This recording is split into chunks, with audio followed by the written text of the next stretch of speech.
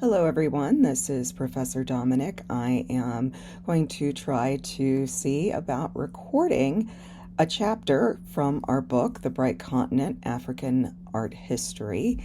So if you'll be patient with me for just a moment, I'm going to go down to chapter 1.3 and start talking about what you need to know for this chapter, going through the book a bit at a time.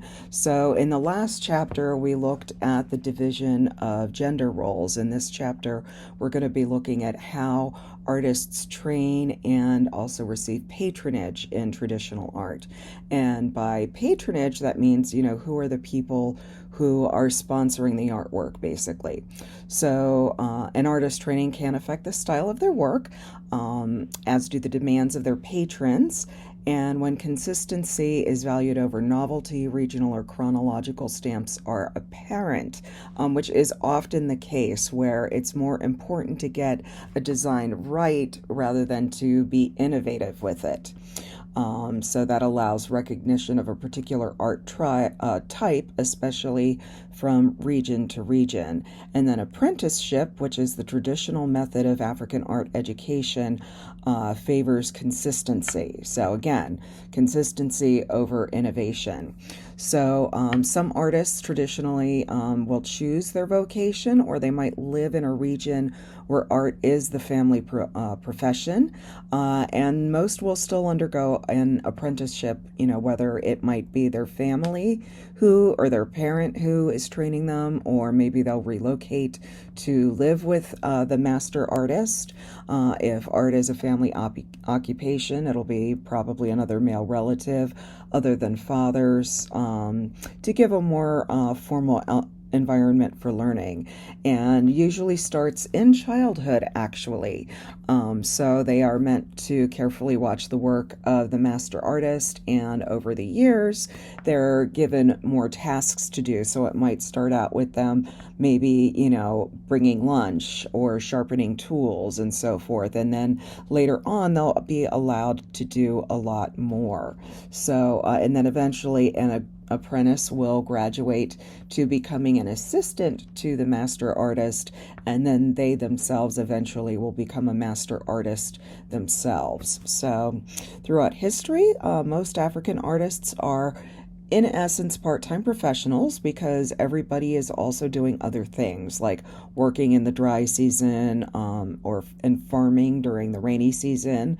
There are some wealthy kingdoms, for example, the Yoruba kingdom, the Benin kingdom. They require an awful lot of royal regalia, so they may have actual hereditary royal guilds that will be established. So, let me talk about the pictures too. So in the previous, here we go, trying to do it.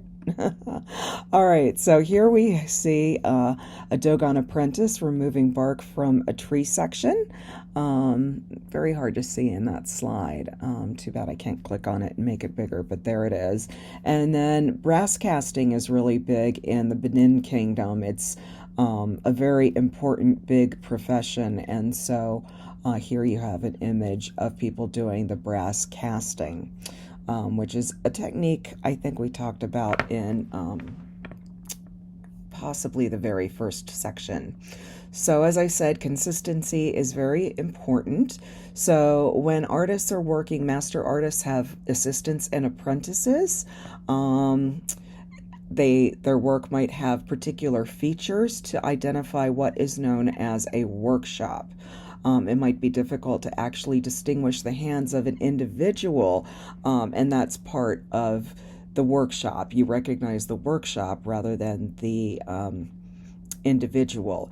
And there'll be some variations, of course, but there's going to be consistent approaches throughout a region, the way eyes are treated, for example, in a sculpture, or the body proportions, or the way maybe cloth designs are organized, or the shapes of pots that put a stamp on that particular region and make it identifiable, or make the object identifiable by style.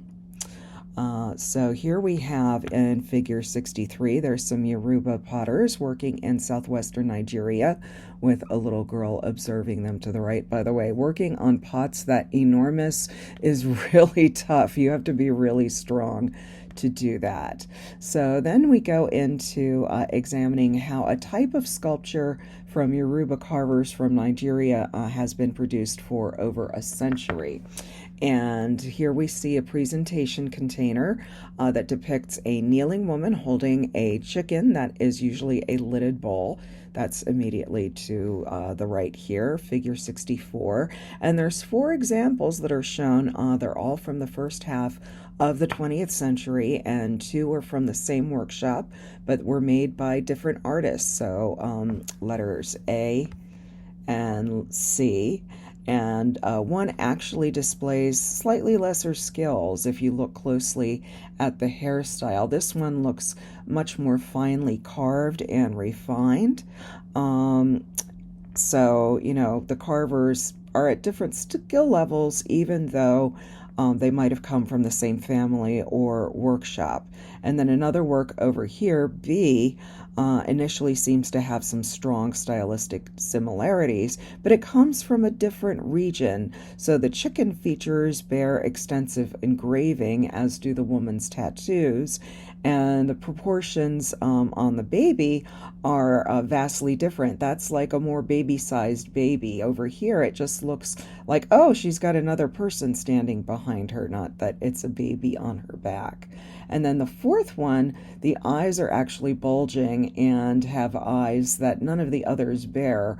And she also has significantly larger ears. And she has no child on her back, and a large face is actually engraved on the front of her chicken container. So the distinctive object type is the same, as are certain characteristics. There's something discernibly Yoruba, you would say, about the works, even though there might be stylistic differences even within the same workshop.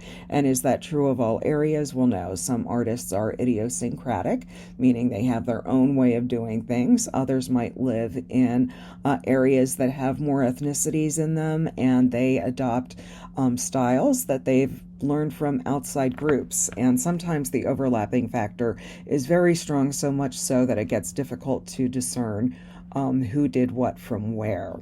So factors for variance within an ethnic group can be the result of politics and history. So, for example, Nigeria's Igbo people were very independent, and even during the colonialist times, they were very independent. They resisted royal rule, and they were often at war with one another. And so there may be some object types that function identically. The styles are completely different. So if you look to the right here, we see some Ikenga personal men's shrines. They were all made by Igbo artists from a relatively small part of southeastern Nigeria, but when you look at them, they're completely different. And these are called, I believe these are the altar to the hand, which we'll learn about a little bit later, but you can see how stylistically they're completely different from one another. You might not even know, unless you knew what you were looking at, that you're looking at the same type of object. So patrons and commissions. So in our country, or in the Western world, shall we say, the book talks about New York City, an individual artist might create a painting, and then they would enter a public exhibition to display and sell that painting, or have a relationship with a gallery, and the gallery will sell the painting for them. For African artists, it's very differently, or traditional African artists. As most artists have throughout history all over the world, they produce most work only when a customer arranges for it and a price is agreed upon, so that they're not wasting time or their materials in the hopes of finding a customer. Most traditional sculpture was made by commission, so that means that you would have somebody who says, I want a thing, and I need you to make me the thing. So this necessitates face-to-face preliminary conversation between artist and patron, with discussion about complexity and details worked out in advance, and only lesser items with constant sales were made in advance and stockpiled for a guaranteed sales at a market, like mortars, pottery, cloth, decorated calabashes. You can see a postcard here in figure 66 showing an early 20th century market in Mali, and basically they're selling pots. And so this is also where the tourist industry really comes into play, because a lot of times a lot of art is made specifically for the tourist industry. So the makers of these objects are not necessarily the vendors. The buyers are only the indirect patrons, and the artists might receive at most only secondhand feedback from vendors about the object's reception. Direct patrons might be individuals like representatives of a collective, like the Masquerade Society, so like the Agungun Society, which venerates the ancestors. They need to have a lot of masks made to represent the ancestors.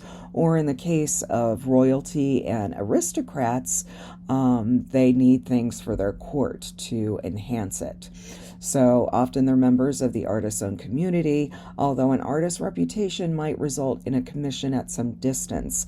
For example, Yoruba artists worked for a lot of fawn courts in the kingdom of Dahomey.